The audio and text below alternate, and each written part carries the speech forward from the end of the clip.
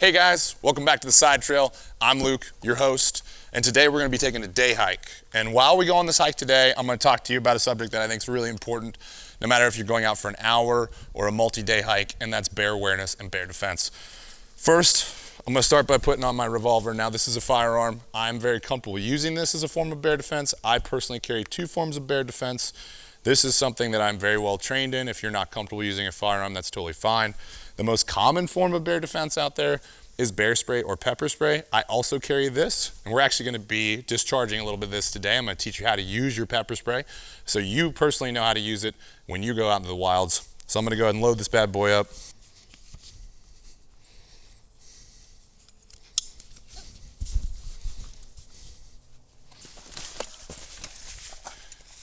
So I'm going to get my pack on here. We're going to get out on that trail and hopefully learn a thing or two about bears. Come on. So this, guys, is a great example of something that you can pay attention to if you're hiking through bear country. And that's all this vegetation out here in front of me, laid flat. That's an indication that something big, a big critter, has been through here, foraging and whatnot. You actually see the trails where this big vegetation has been laid flat. And that's something to pay attention to because that might be an indicator that there's a bear in the area and you need to be on guard. So a good first step to being bear aware is being aware of what kind of bears you might potentially encounter in your home turf. For example, here in Alaska, where I am in South Central, we have two types of bears. We have black bears and brown bears. And I want to be acutely aware of not only what types of bears I'm going to run into, but what those bears are doing during that season. For example, right now we're going into fall. So the bears that are here are transitioning from salmon streams up into the alpine habitat, and they're looking for berries. And they're also looking for potential den sites. So as I'm hiking into these alpine areas, I want to be aware that there's going to be an increased bear presence going into fall because that is where the bears will be at that time. So the second step to being bear aware is being aware of your immediate surroundings. Now, what does that mean? It means looking in the trail for tracks, for scat, and then I want to be acutely aware of which direction the wind is blowing, right? Is the wind blowing into my face or is it blowing at my back? And the reason for that is because bears' number one sense is their sense of smell. And they have a renowned sense of smell, the best of any actually animal group in the world. Their sense of smell is actually 2,100 times stronger than ours. So they're definitely going to smell you long before they see you or hear you. Now, if I'm walking into the wind and I can feel the wind in my face, something that I need to do is to actually make a lot more noise. And you want to make noise anyways, but especially when you're walking into the wind, because those bears will not smell you coming, so they definitely need to hear you coming. Hey, bear. Hey, boo-boo. Hey, boo-boo. So it turns out I'm crying out like an idiot for a reason, and that's to let bears know that I'm coming. I'm not trying to call Yogi to me. I'm actually just trying to let him know that I'm in his woods. And your voice is actually your number one weapon in bear defense, and that's because you can give bears a good warning that you are coming. Now, the second thing you can do that helps yourself out immensely is by hiking in groups. Now, what that does is that decreases the chance that you're going to have a negative encounter with a bear. Just by having multiple people with you decreases the chance that you're going to have a negative encounter with a bear.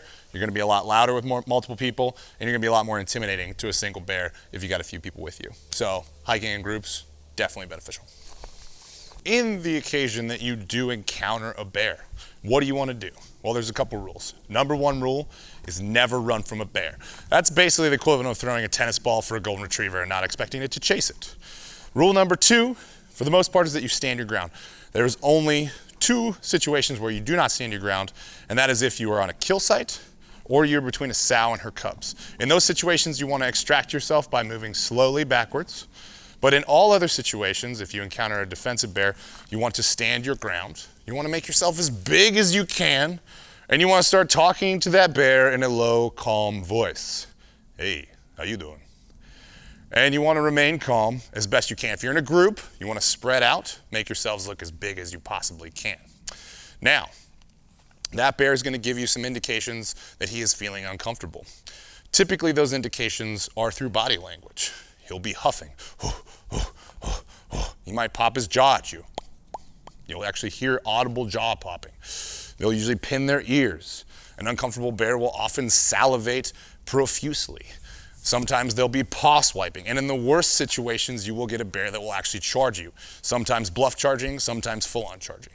Now, what we're gonna talk about is that rare case where you encounter an aggressive or a defensive bear and how you can defend yourself in that situation. Now, in the event that you need to defend yourself from a bear, there's a couple options. If you're a person who's savvy with firearms, a firearm is a very legitimate form of defense for bears. Now, a couple things, you want to make sure that you're very familiar with your bear gun, okay? Whatever gun you choose for bear defense, make sure it's something that you've gone out and practiced with time and time again, and practiced with in scenarios that are similar to a scenario that will rise in a bear defense situation. Now, that is a scenario that'll develop in less than 5 seconds. So you want to make sure that you can bring your gun to bear and be on point in less than 5 seconds, okay? Another thing you want to pay attention to is the type of ammunition that you use for your bear defense gun. I prefer a very heavy, solid bullet. And the reason for that is because you're gonna be aiming center of mass on a bear, because a bear is a very difficult charging target. And you wanna have something that's gonna penetrate the body cavity on a bear and stop them in their tracks. And that's typically a solid round. Now, we're gonna move on to something a little bit more fun and the most common form of bear defense. We're gonna torch off some bear spray and teach you guys how to use this. Let's go check it out. A couple things about bear spray before we get into how to use it. First of all, you want to make sure you have it mounted somewhere you can readily draw it. Trust me, you don't want to be that person that has their bear spray in their backpack as a big brown bear is charging them. Secondly, you want to make sure that your bear spray is not out of date. These tend to expire every couple years, so just make sure that yours is up to date. Now, it does say bear repellent on the can. It's not like bug repellent. Don't spray it on yourself, don't spray it on your stuff, and don't spray it on your friends and family, because trust me, they won't like you after you do it. This is a very specialized form of pepper spray. So there's civilian pepper spray and then there's bear spray. So you wanna make sure that you get bear spray.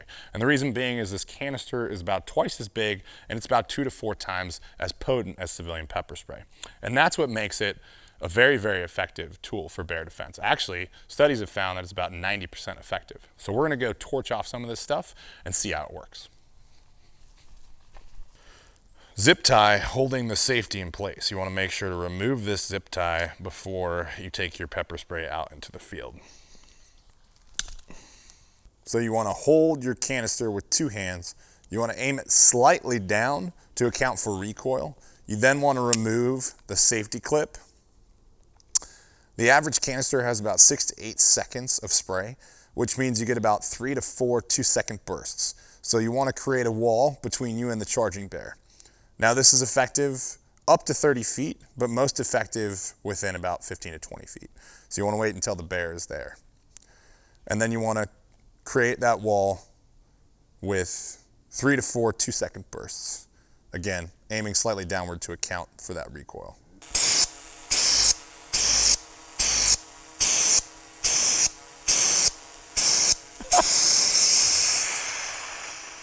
Hey, bear! Thank you guys for joining us today. I hope you guys learned something. I hope you guys feel a little bit more bear aware than you were before. And if you guys like what you saw, like and subscribe below. And I'll see you guys next time on the Side Trail.